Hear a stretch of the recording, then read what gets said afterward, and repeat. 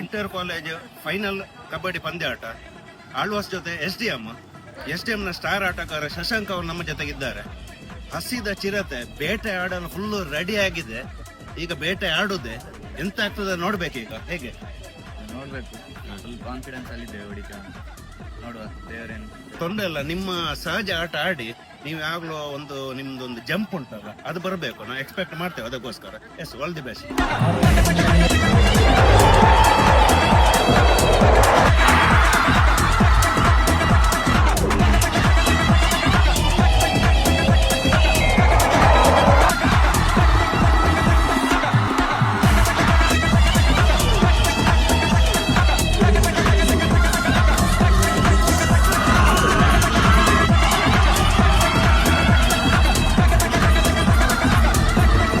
Complete game changer.